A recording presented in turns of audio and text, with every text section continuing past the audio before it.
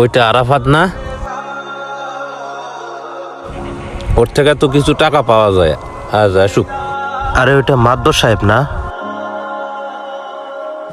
উনি তো আমার থেকে টাকা পায়। কি যে করি।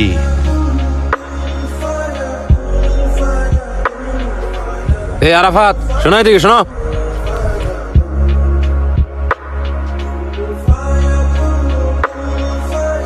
আসসালামু আলাইকুম মাদ্দর সাহেব। ওয়ালাইকুম আসসালাম।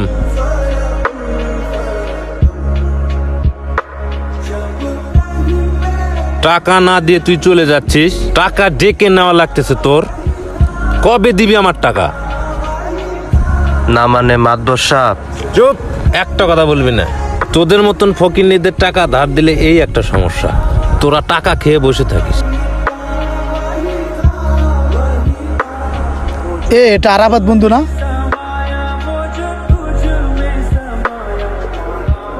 এই কে তুমি? কত টাকা পান? 5,000 টাকা পাই ওর থেকে। আব্বা সাহেব, আপনি কিন্তু 5,000 টাকা পান। 5,000 টাকা নিলে হবে না, আপনারে 8,000 টাকাই নিতে হবে শুধু আসলে। টাকা নিছে 5,000, সুদে আসলে হয়েছে 8,000। 8,000 টাকাই ওর দিতে হবে। এই যে নেন আপনার টাকা।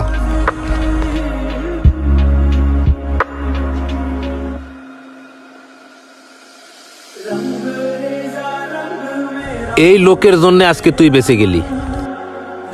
এই চল।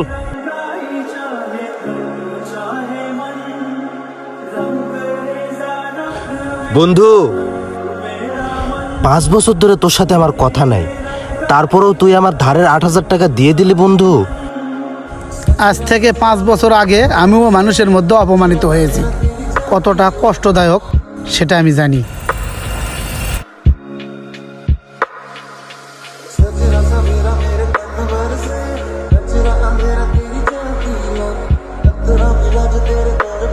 দোস্ত, কি খবর? ভালো আছিস? রাখ তোর ভালো, তুই আমায় টাকা কবে দিবি? ভাই টাকা দিয়ে দেব তো। নাও বিস্কুট খাও ভাই। রাখ তোর বিস্কুট, তুই আমায় টাকা কবে দিবি?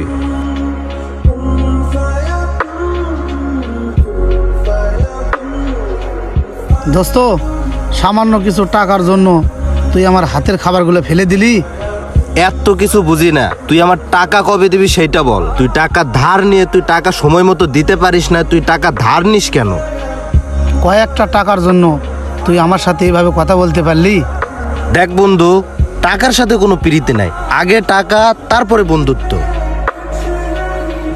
আজকের দিনের ভিতর তুই যদি আমাকে টাকা না দিতে পারিস তাহলে অনেক বড় কিছু একটা হয়ে যাবে তোর সাথে। আমার কথাটা মনে রাখিস।